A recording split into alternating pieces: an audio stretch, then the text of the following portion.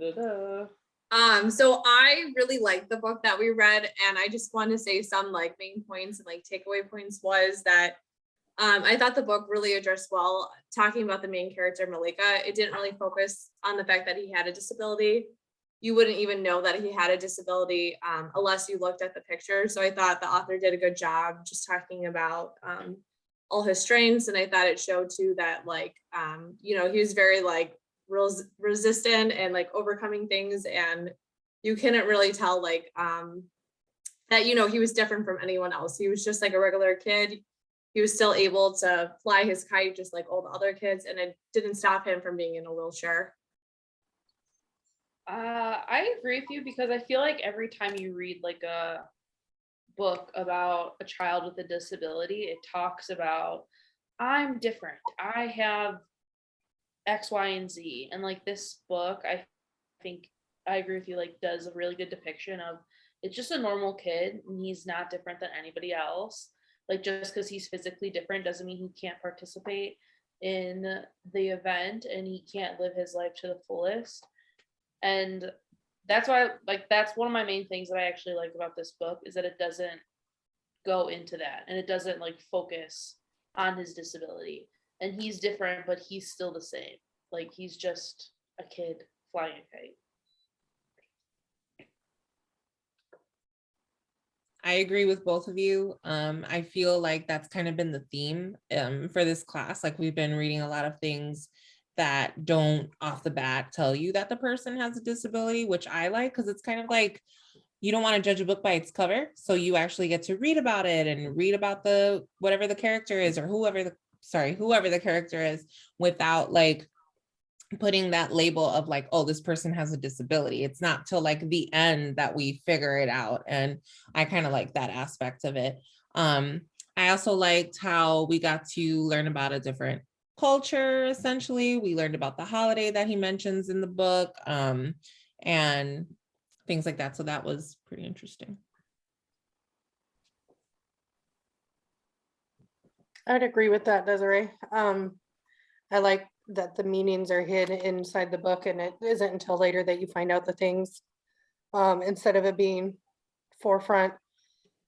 Because I think like Marissa said it as well, a lot of the time some of the books we put in our classrooms, I mean, they're really just focused on I have this or I am different.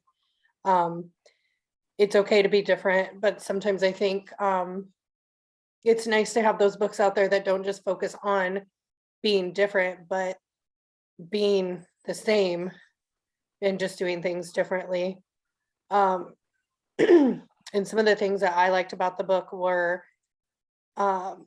the background of the author and like why she wrote the book and how she came up with it. Because in the beginning, her original title was King of the Skies instead of King for the Day. She happened to be in Pakistan for 3 weeks with her father. And they happened to be up on the rooftop themselves, eating a snack. And she had noticed some little kites up in the sky. And then she asked her dad about it. And he said it was for Basant, which is the kite festival, which happens to be very popular for them. And it happens every year to celebrate spring.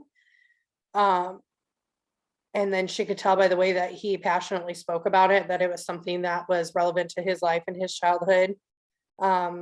And that kind of gave her the idea to write the book.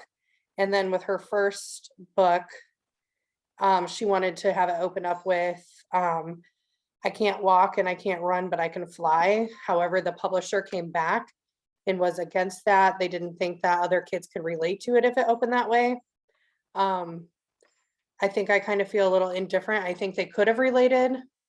And I think I feel that way because there are so many books out there that don't focus on being different and having different abilities. I feel like there's more books that are available to typical learning children and children without disabilities. So I think it can go back and forth both ways. So I kind of like how it didn't point out that he was in a wheelchair, but then part of me wishes that that publisher would have looked at it differently through the telescope of a child who was maybe in a wheelchair that would have wanted the book to open like that. But and the other little takeaways I pulled was that Malik stands for the word king in um, their language, and then the two kites names. His was a falcon for small and speed, and the bully in the book was Goliath, and his kite was large, but I think that's where I'm at. Yeah, I thought that the book sent out a lot of good messages throughout it, not only for kids, but for adults as well. One of the ones that stuck out to me was the resilience that he had with his bully, that he didn't feed into it. When he beat him, he didn't gloat, he didn't brag, he didn't yell, even though the bully was saying mean things, to his sister, and his sister was quick with her tongue. Like, he did not, he held back. And I think that he also showed in the book that giving doesn't need to be anything but self-serving. When he gave the little girl in the alley the kite and dropped it down to her, he wasn't looking for that recognition. He was actually hiding from it. He just, I think he saw how sad she was and just wanted to brighten her day, just out of the generosity of and kindness in his heart, instead of, I find myself sometimes, I see people that do these posts online like, oh, I gave to this person today, or oh, I helped with this today. And it's okay, that's great, but you can keep some things to yourself in that sense, for children and adults. And I also said that I thought it was relatable, just overall, because like when I have a really great day, or it's like my birthday and I'm like queen for the day, it's a special holiday for his culture, but he was that king, and you don't really want that to end, right? Like, you're super excited for your day, and as it's going, you just want it to keep continuing. So I found that relatable, even as an adult.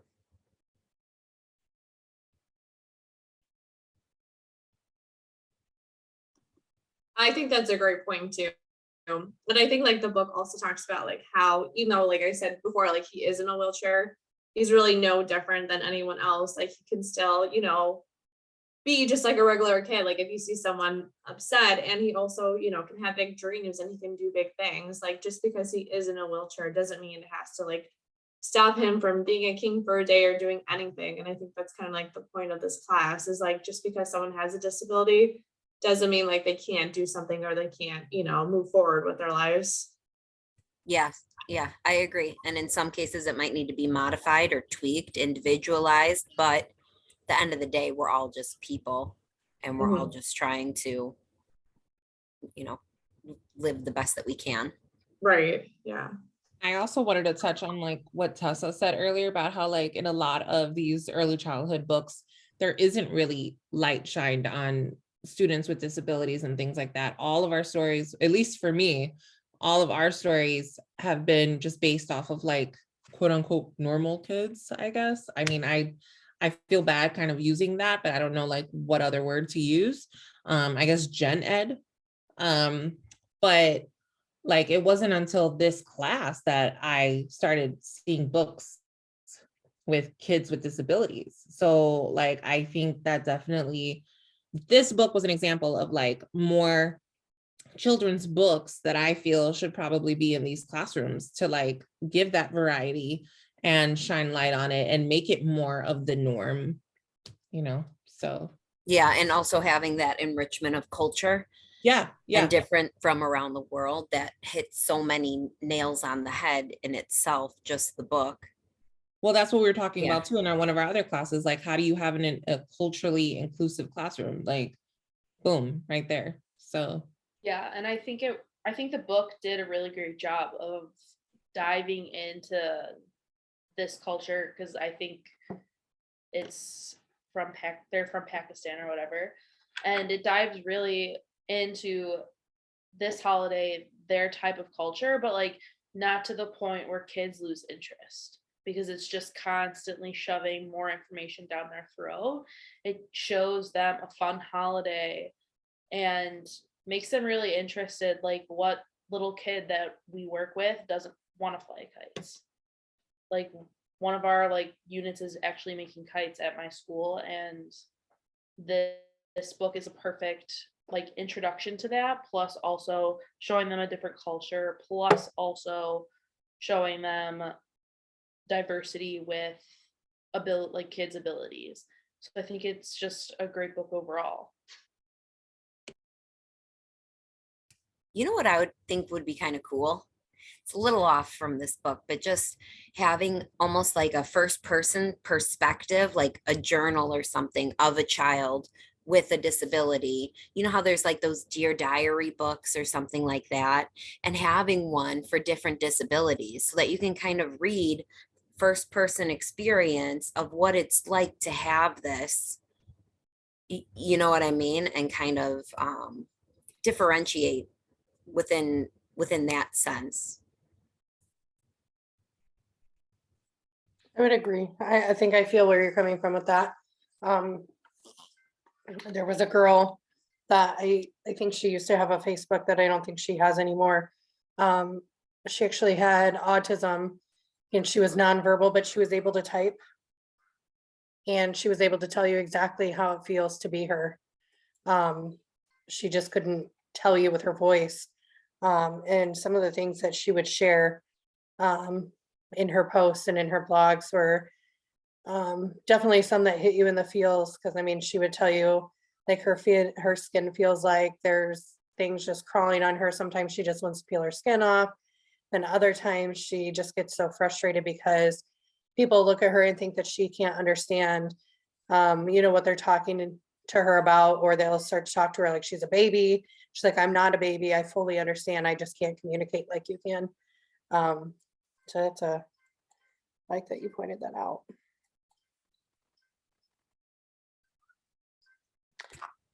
I think overall this book should be in classrooms. Yeah. Yeah, I'm definitely gonna share it. I'm gonna try and share it in my preschool classroom. It might be a little deep for them, but I think we can at least do a picture walk through it, and I can kind of tell the story without using all of the words in it. And then two, I think it'll be a nice way to lead into maybe them creating and making their own kites out of paper. And that's something that we can do because spring is coming.